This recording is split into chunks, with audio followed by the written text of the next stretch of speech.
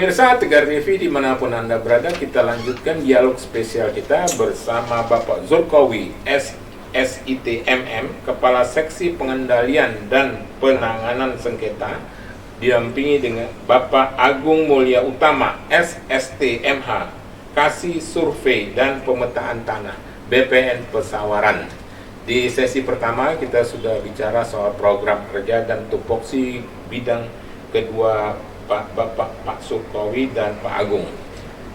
Di sesi kedua ini kita akan bahas mengenai mafia tanah ini Pak Kowi dan Pak Agung. Ini menarik. Kita tahu bahwa Menteri ATR BPN Pak Hadi Cahyanto ini sangat tegas dalam memberantas mafia tanah. Ya, kita tahu dulu tingkat nasional itu Pak. Nah, terkait hal tersebut, bagaimana kantor pertanahan Kabupaten Pesawaran khususnya menyikapi komitmen tersebut Pak Kowi? Silakan. Baik, terima kasih Bapak.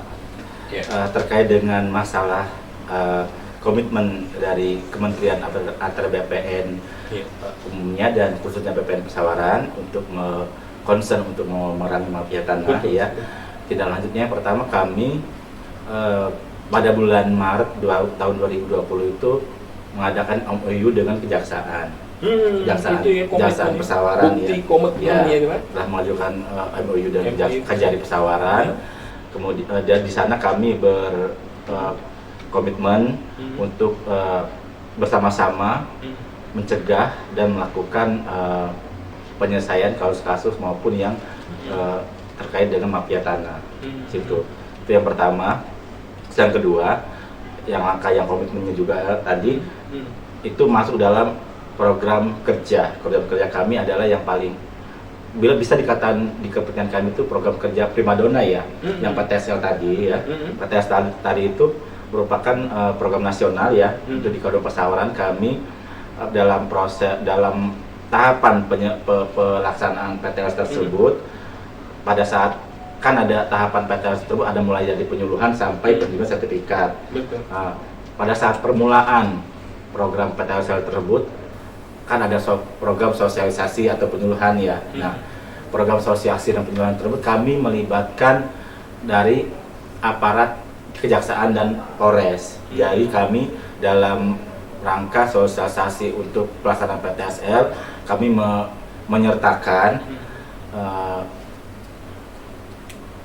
wakil ataupun petugas dari kejaksaan dan Polres di sana. Itu adalah bukti bahwa kami concern untuk menyelesaikan mafia tanah di sana. Nah, dalam sosialisasi tersebut dijelaskan mengenai apa dan bagaimana proses PTSL, sekaligus juga efek-efek dari pelaksanaan PTSL tersebut dari kacamata kejaksaan dan kacamata Polres.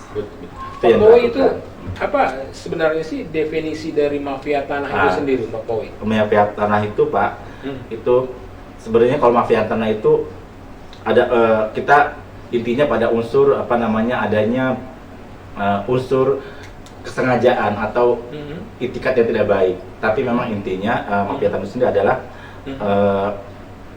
individu atau kelompok ataupun badan hukum ya, yang melakukan tindakan dengan sengaja. Itu namanya tadi dengan sengaja ya, dengan sengaja untuk berbuat kejahatan yang dapat menimbulkan dan menyebabkan terhambatnya pelaksanaan penanganan masalah pertanahan. Itu tadi, makanya dalam hal mafia tanah ini mau tidak mau melibatkan dari pihak kejaksaan dan kepolisian. Kalau isunya itu ya Pak Agung ya, soal mafia tanah itu kan udah viral lah. Gitu mafia tanah ini. Menarik gitu. Itu apa sih, ada unsur pidananya atau bagaimana sih maksudnya? Dalam hal mafia tanah itu banyak unsur yang masuk di dalamnya. Masuk unsur pidana bisa, masuk perdata juga bisa, masuk juga unsur administrasi negara dan hal urusan negara bisa, tergantung dengan jenis ataupun modus operandi yang dilaksanakan si mafia tanah tersebut. Apa kira-kira modus operandinya kira-kira? Banyak Pak modus operandi, banyak sekali ya. Salah satunya mungkin pertama pemalsuan dokumen, ya. Kemudian dia tidak menguasai atau menempati tanah tersebut, tetapi dia membuat surat tanah atau sporadik ke kepala desa gitu. Ya. Kemudian Mereka kayaknya sudah terorganisir ya, atau sudah ngerti juga urusan tanah iya, itu. salah satunya. Ya? Kemudian juga dalam hal mungkin ada lagi juga yang seperti Pak Agung bilang tadi, dalam hal kita ada kegiatan pengadaan tanah ya, ada seperti jalan tol atau bendungan itu kadang-kadang ada kongko-lingkong di penunjukan surat-surat tanahnya gitu. Gitu, ya. Bahkan mungkin juga ada oknum-oknum yang sengaja tidak memberikan data yang real tentang kepemilikan tanahnya. Itu kayaknya orang oknum-oknum tadi itu iya. pasti ngerti soal pertanahan ya Pak Agung ya. Ya, kalau nggak ngerti kayaknya nggak bisa juga. Itu ya, saya pernah bertugas di Lampung Timur ya. Itu pernah saya alami langsung itu pada saat kami mengadakan pembebasan tanah bendungan irigasi Jabung, itu pernah terjadi hal seperti itu. Kalau di Pesawaran sendiri, modus-modus operandi yang sudah terdeteksi Ya, lah. paling kalau di Pesawaran itu yang modus-modus operandi itu yang terkait dengan adanya itu tadi saya bilang pengadaan surat tanah yang tidak dikuasai, terutama di daerah pesisir ya. Pesawaran ini potensial daerah pesisir, daerah-daerah wisata. Ya, di sana tuh banyak sekali yang dalam hal ini sporadik ya, bukti penguasaan pemilikan tanah yang tidak mempunyai tanah. Bahkan ada oknum yang sengaja memaksa kepala desa untuk membuat surat tanah, gitu, memperjualbelikan dalam hal ini sporadik tapi tanahnya milik orang lain. Ya, kalau di daerah pantai ya menarik sekali tanah itu Pak ya. Tapi kalau misalnya untuk menghindari itu, karena kita kan ya praktek-praktek mafia tanah ya, terkait seberapa pentingnya kepemilikan hak atas tanah itu sendiri Pak ya, supaya menghindari mafia justru tanah. itu tadi balik lagi ke program PTS tadi. Jadi kepemilikan hak atas tanah yang berupa sertifikat itu menjadi suatu kebutuhan bagi masyarakat untuk melegalkan tanahnya. Karena dengan adanya sertifikat tanah yang dia punya, dia sudah menjamin kepastian hukum atas tanah mereka, gitu. Jadi balik lagi untuk masyarakat yang ingin mensertifikat tanahnya bisa langsung ikut PTSL tadi untuk menghindari atau mencegah praktek-praktek mafia tanah, supaya bidang-bidang kepemilikan tanah masyarakat itu jelas, objeknya di mana, letak tanahnya di mana, luasnya berapa, atas tanaman siapa. Karena sertifikat ini adalah bukti hak atas tanah yang memang diakui secara nasional. Misalnya gini, ada marga masyarakat Papua misalnya, terus dia pasti mengakui sertifikat yang ada di Pesawaran, gitu. Pasti diakui oleh warga Papua itu. Jadi sertifikat ini adalah bukti pemilikan yang berlaku secara nasional. Betul. Iya. Jadi artinya bahwa fisik tanah itu juga suatu kebutuhan ya, suatu bidang tanah ya, terkait dengan mafia tanah. Mafia tanah. Dan ini juga kalau seandainya ada istilahnya begini, sertifikat yang dikuasai oleh masyarakat yang punya, tetapi tanahnya tidak dikuasai secara real, secara nyata, itu juga bisa menimbulkan potensi-potensi mafia tanah karena tanahnya tidak dikuasai secara nyata, gitu. Dibiarkanlah sehingga akan memicu orang-orang oknum-oknum yang menempati tanah secara paksa, istilahnya pendudukan tanah secara liar gitu. Betul. Gitu. Kalau khususnya di Kabupaten Pesawaran lah ini Pak, soal mafia tanah itu. Kira-kira gimana? Cukup ada atau pengamatan Pak Kowi lah sebagai bidang pengendalian sengketa ini? Itu banyak atau bagaimana Pak? Kalau dibilang cukup banyak tidak, tapi memang ada itu. Jadi tadi saya bilang potensinya ada di daerah-daerah pesisir Teluk Pandan itu ada potensi-potensi yang mengarah ke mafia tanah. Makanya masyarakat di sekitar situ harus hati-hati. Ya, justru itu kepemilikan tanah masyarakat di sekitar sana tuh harus pasti jelas dan ketipu gitu ya. Iya, seperti itu. Tapi program PTSL ya sebagai salah satu solusi mengatasi masalah mafia tanah sudah dilakukan di daerah situ atau bagaimana? Sudah dilakukan. Bahkan kami gencar melaksanakan, terutama tahun 2021 ya, daerah-daerah pesisir sudah kita gencar kita laksanakan, terutama di daerah Padang Cermin, Teluk Pandan, Pondok Pidada, itu sudah kita laksanakan tahun 2001. Tapi tidak menutup kemungkinan, saya imbau kepada warga masyarakat ya, untuk tahun ini maupun tahun depan segera berkoordinasi dengan pihak kepala desa untuk meminta kepala desa bagi masyarakat yang di desa-desa yang belum tersentuh PTSL segera buat proposal dan mengajukan ke kantor pertanahan Kabupaten Pesawaran. Gitu ya Pak Kowi. Tapi yang bahayanya Pak Agung ini, kalau misalnya mafia tanah ini memanfaatkan kedekatan ke lembaga peradilan setempat ini, yang bahayanya itu artinya bahwa untuk apa legal bukti kepemilikan tanah itu gimana Pak? Apa yang bisa dilakukan BPN mencegah hal tersebut, memanfaatkan lembaga peradilan itu? Iya, baik. Pernah ada dalam kasus yang pernah saya tangani itu ya,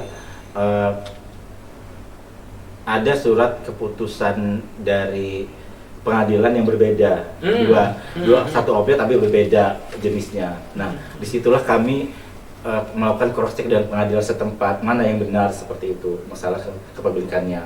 Jadi berpengalaman dari itu saya dan teman-teman itu benar-benar concern dan sangat-sangat detail dalam memeriksa keabsahan surat-surat tanah. Tetapi memang walaupun kita sebagai pelayan publik tidak punya kewenangan untuk memeriksa keautentikan atas tanah itu, tetapi memang dalam proses pendaftaran tanahnya kan ada tahapan-tahapan yang bisa digunakan untuk apakah tanah itu sengketa atau tidak. Seperti mungkin yang dibilang Pak Agung tadi, proses dalam rangka pengukuran di lapangan. Pengukuran di lapangan itu dibutuhkan persetujuan yang berbatasan, azas kontradiktur demilitasi, dalam artian setiap bidang tanah itu dalam proses pendaftaran tanahnya harus disetujui oleh tetangga yang berbatasan, kiri, kanan, depan dan belakangnya harus tahu. Seperti satu itu. Yang kedua, kita pasti melibatkan Pokmas, dalam hal ini pemasyarakat ya, aparat desa selaku yang mengetahui apakah tanah itu bersengketa atau tanah itu punya siapa. Itu pasti kita melibatkan pihak desa. Nah, itu yang tersortir itu pertama lewat pengukuran. Yang kedua, pada saat pun pengukuran sudah selesai dilaksanakan, nanti pasti ada panitia pemeriksaan tanah yang ke lapangan juga meneliti dan memeriksa kebenaran tanah itu apakah miliknya yang bersangkutan atau milik orang lain. Di sana juga melibatkan kepala desa. Itu kemudian juga dari hasil itu juga tetap kami umumkan nanti Pak. Kami umumkan kalau untuk PTSL ini 14 hari ke kalender kita umumkan di desa dan di kantor itu bahwa bidang-bidang tanah ini sudah didaftarkan. Nah, tujuan pengumuman itu adalah untuk memberikan kepada siapa-siapa orang yang merasa keberatan terhadap diterbitkannya atau dimohonkannya pendaftaran tanah terhadap bidang tanah tersebut. Iya, terakhir Pak Agung, ini di sesi kedua nih, kalau misalnya ya mohon maaf ini ada nggak calo-calo PTSL, karena kan bahaya, jadi mafia tanah ini masyarakat juga yang dirugikan ini Pak. Gimana Pak Awi? Jadi ini Pak, kebetulan dari Pak Menteri juga, Pak Hadi. Jadi kita buka sekarang namanya pendaftaran tanah Sabtu Minggu. Ada program pendaftaran tanah Sabtu Minggu. Jadi nggak libur itu? Ya ada piket kita bagi tugas Pak. Diharapkannya apa Pak? Masyarakat ini bermohon langsung tanpa kuasa, yaitu tadi kita bahasa kasarnya calo. Iya, takutnya ada mafia yang memanfaatkan itu Pak Boy. Yang kedua, kadang informasi yang disampaikan itu berbeda. Contoh misalnya yang diberi kuasa, daftarkan masih ada syarat-syarat yang kurang yang harusnya segera dilengkapi. Tapi tidak segera dilengkapi. Dibilang BPN yang lambat. Iya. BPN yang nggak profesional. BPN yang apa? Ya, terhadap BPN lah. Nah, makanya ini dibuka untuk layanan lokasi Sabtu Minggu itu untuk daftar ke kantor Pesawaran. Udah 2 minggu ini sudah melakukan itu sesuai instruksi dari Pak Menteri Pak. Nah, lalu yang kedua, untuk menghindari permasalahan di lapangan, kita memang harus kuasai fisik. Ini pemilik tanah ini kadang-kadang beli tanah cuma di lokasi sebentar. Ini udah itu titip misalnya. Kan yang titip iya. yang titip. Betul. Yang jadi permasalahan. Jadi artinya masyarakat jangan nitip. Jangan, iya. Artinya kalau memang dia mau ini, paling enggak ya kita ada tugasnya dari si pemilik sertifikat. Jelas, yaitu gitu ya. memelihara. Dipelihara itu bukan cuma sertifikatnya dipelihara biar nggak hilang. Bidang tanahnya pun dipelihara. Batas saya masih di sini enggak. Iya. Masih ada pergeseran atau enggak. Nah itu peran serta masyarakat itu penting Pak untuk Betul. mengurangin namanya mafia tanah ini. Karena seperti kata Bang Napi kan Pak. Bukan cuma ada kesempatan tapi ada niat atau apa gitu. Kalau saya coba kan seperti itu Ya, kan, timbul Pak. kejahatan. Iya, ya. timbul kejahatan Iya, itu. Ada gitu. peluang. Ada peluang. Ada peluang Pak, seperti Iya. itu. Jadi pemilik tanah jangan menimbulkan peluang Peluang. juga. Iya. Betul. Jadi kami ya dalam hal ini sebenarnya dikatakan Pak Jokowi tadi, kami ini kan BPN ini kan jelas pendaftaran tanahnya, mohon maaf kalau salah Pak ya, pendaftaran tanahnya adalah sistem yang negatif bertendensi positif. Kami menjamin kepastian hukumnya, Ya. tetapi terhadap data-data yang diserahkan oleh si pemilik tanah kami tidak bisa melakukan keotentikan benar atau tidaknya terhadap data-data tersebut. Ya. Saringannya banyak Pak. Oke. Yang seperti tadi pengukuran harus ada tanda batas yang disepakati Betul. di lapangan. Nah, disepakati terus turun lagi panitia mencari informasi seperti itu. Itu udah kita lalui kan kalau di BPN. Tapi ya, namanya celah itu tetap ada Tetap gitu, ada Pak. peluang. Oke. Peluang itu tetap ada. Seperti itu Pak. Iya. Kalau saya sih masyarakat juga peran aktif lah di situ. Oke, Pak Agung, Siap. Pak Kowi ini kita lanjutkan nanti di sesi selanjutnya ya. Ya, Siap. baik. Ya, karena kita sudah berada di penghujung sesi kedua.